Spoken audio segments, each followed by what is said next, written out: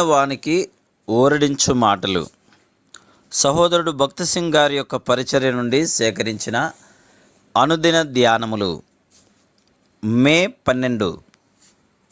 నేను భూమి మీద నుండి పైకెత్తబడిన ఎడల అందరినీ నా యుద్ధకు ఆకర్షించుకుందునని చెప్పెను. యోహాను 12:32. తన శిలువ మరణమును గూర్చి ప్రభువు ప్రవచించిన విధము ఎన్నదగినది. మానవాతీతమైన సూచనల ద్వారా, అద్భుతముల ద్వారా ప్రజలు ప్రభువు వైపునకు తేలికగా రాబట్టబడగలరని చాలామంది అనుకుందరు. కొందరు తెలివిగా ఒప్పించు వాగ్వాదములతో రాబట్టవచ్చు అనుకుందరు. శిలువ శక్తి ద్వారా మాత్రమే తప్ప మానవ పద్ధతుల ద్వారా ప్రజలను ప్రభు యొద్దకు ఆకర్షించలేమని దేవుని వాక్యము స్పష్టముగా చెప్తున్నది. మన ఆత్మీయ జీవితమునకు స్వయము అనున్నది ప్రాముఖ్యమైన ఆటంకం. శిలువ కార్యము ద్వారా మాత్రమే మనము స్వయము నుండి విడుదల నొందగలము. గలతీ 6:14లో పౌలు ఈ విధంగా చెప్పుచున్నాడు, మన ప్రభువైన యేసుక్రీస్తు శిలువయందు తప్ప మరి దేని యందును అతిశయించుట నాకు దూరమవునుగాక. దాని వలన నాకు లోకమునకు నేను సిలువ వేయబడి ఉన్నాము. ఈ లోకము మనలను చాలా ఆకర్షించును. దాని చేత మనం మోసగించబడుదుము.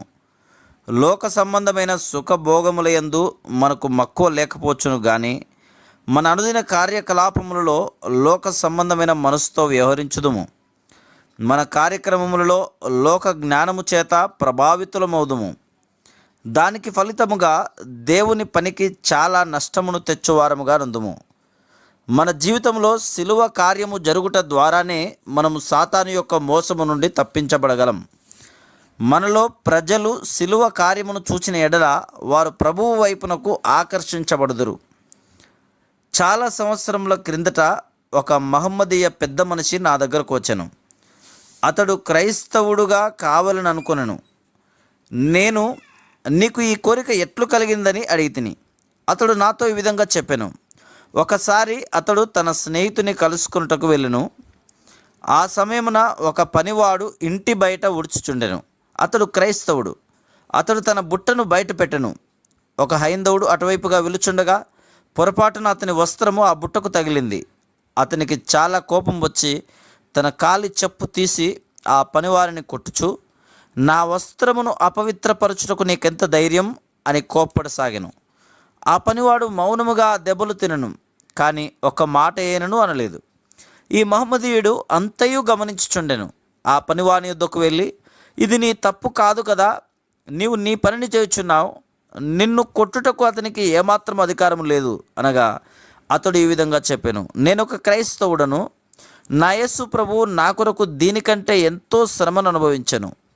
వారు ఆయన ముఖము మీద ఉమ్మివేసిరి, కొట్టిరి, సిలువకు మేకులతో కొట్టిరి, కానీ ఆయన ప్రతీకారం చేయలేదు. ఈ జవాబు ఆ మహమ్మదీయుని హృదయమును తాకింది. అందువలనే అతడు క్రైస్తవుడుగా కావాలననుకొనెను. ఆ విధంగా అతడు ఏ వాదోపవాదముల ద్వారా ఒప్పింపబడలేదు, కానీ ఏ పనివానిలో అయితే శిలువ కార్యము జరిగిందో ఆ వ్యక్తి జీవితం ద్వారా ఆకర్షించబడెను. మనలో శిలువ కార్యము జరిగిన యెడల శరీర స్వభావము నుండి, శరీర కార్యముల నుండి పూర్తిగా విడుదల నొందెదం. అంతేగాక దేవుని శక్తి మన ద్వారా వెల్లడి అగును. Praise the lord.